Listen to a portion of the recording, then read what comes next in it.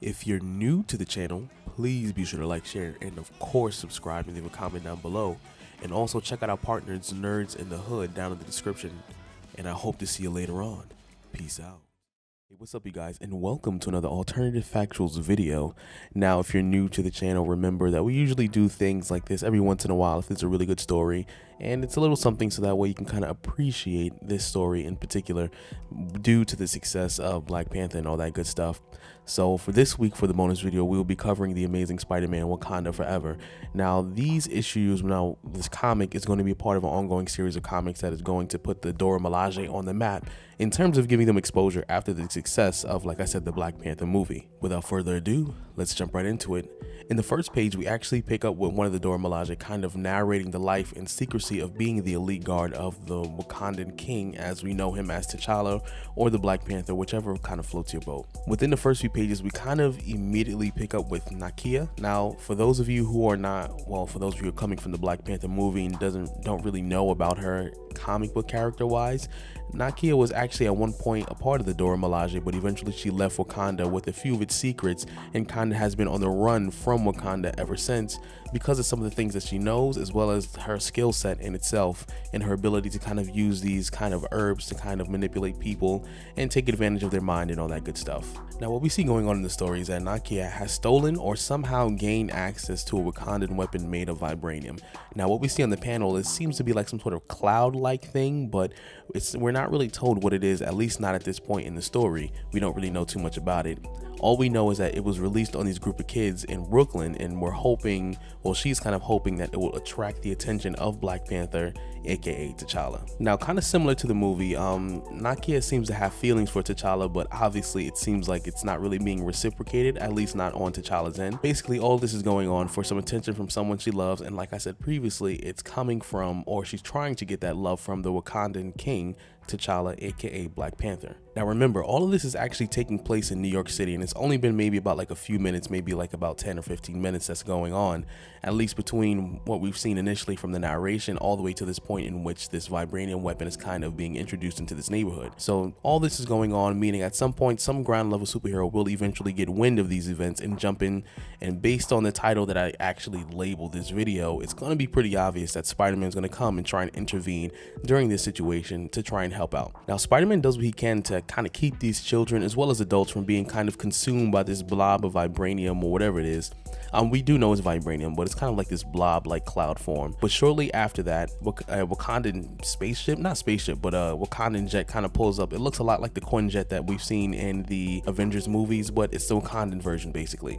But we see this kind of ship pull up, and then initially Nakia thinks like, okay, Black Panther's finally gonna come. I got his attention. I'm gonna finally get to talk to the dude that I love, who apparently doesn't love me back, even though I affectionately look like a crackhead. But we come to find out it's the Dora Milaje. Now remember, the Dora Milaje are actually an elite guard used to actually protect the king of Wakanda and usually a lot of the elder chiefs and all that stuff. So they are very skilled and they're highly talented in what they do, and there is no questioning how capable they are when it comes to fighting.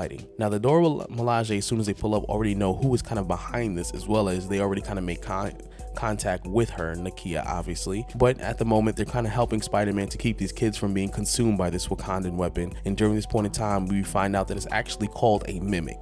And a little bit later on, we'll find out what the mimic is a little capable of, as well as what was its purpose a little bit, but not too much in depth because the story is going to be told over the course of several comics. Now, during this whole thing, when they're helping out Spider-Man and making sure that these people don't kind of get consumed by this weapon, Nakia gets away, but the Dora Milaje are trying to find her and trying to figure out how Nakia actually gained access to this Wakandan weapon, or at least how was it duplicated, because at this point they're trying to figure out if it was possible for her or someone else to kind of duplicate the mimic. Now, I really like this comic because throughout the comic we can see that Spider-Man is actually already kind of, it seems like he's had his vacation in Wakanda because simply because he seems to have already met them, or at least they already know who he is, and it's probably from T'Challa, and he seems really cool. Like, you know, Spider-Man naturally, he's always a cool dude, whatever like that, real chatty, doesn't shut up. But the whole point is he seems really into what they're, you know, kind of giving off their vibes, and clearly Spider-Man is going to visit Wakanda at some point to take a nice little vacation and get some of that vibranium sunblock or whatever.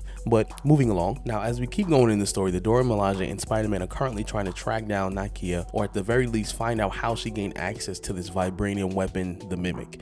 Now, using the Wakandan tech, those little beads that obviously we saw in the Wakandan movie, they're tracing the signature of the weapon to an underwater AIM facility. AIM is basically a group of people who believe in using science to kind of take over the world and all that good stuff. They're not really too relevant, at least not at this point in the story. If it does become relevant later on, I get into a little bit more in depth of who they are and what they represent. And I think we've had actually a little bit of an introduction to them in the Avengers MCU movies and all that stuff. Now, as they're searching through the facility, the Dora Milaje actually crack a few jokes about how primitive the American technology is compared to the Wakandans, and it's pretty dope to actually see how well they're kind of interacting with Spider-Man, and the story actually really works. The characters and as well as the chemistry between Spider-Man and the Dora Milaje, and it seems very organic and it doesn't really seem forced in this particular situation, and I could definitely see them having their own little comic book run or whatever the case may be, because it really works in this situation. Now, after they kind of see the facility is like completely trashed, I mean, not only is it sunk into the like the bottom of the ocean, but it's completely trashed. But they have come to the realization that the facility was actually housing the Mimic, but they did not have the technology to replicate it. But during this whole searching and kind of figuring this all out, they kind of run into Hydro Man. Now, Hydro Man is someone who actually can turn into like H2O, kind of sort of. I think so, but I think there was like a little caveat to his powers, but I'm not going to get too deep into that either, because he's just something in order for them to kind of fight together as a group. Now, Hydro Man seems to be under the control of Nakia, who uses like these special herbs to manipulate people she encounters and wants them to do her bidding, basically. But this battle doesn't really last very long. The Dora Milaje actually quickly make work of Hydro Man, proving how advanced they are when it comes to being able to handle and neutralize various types of villains with their Wakandan tech. And the story wraps up with them actually still having to find Nakia, but in the meantime, they actually tour Ellis Island and act like real tourists for a little bit, at least for the time being.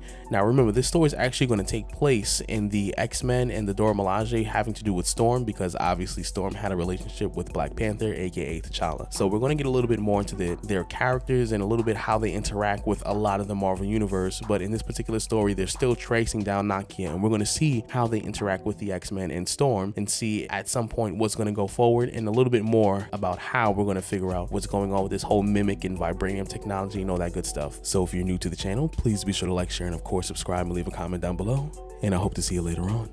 Peace out.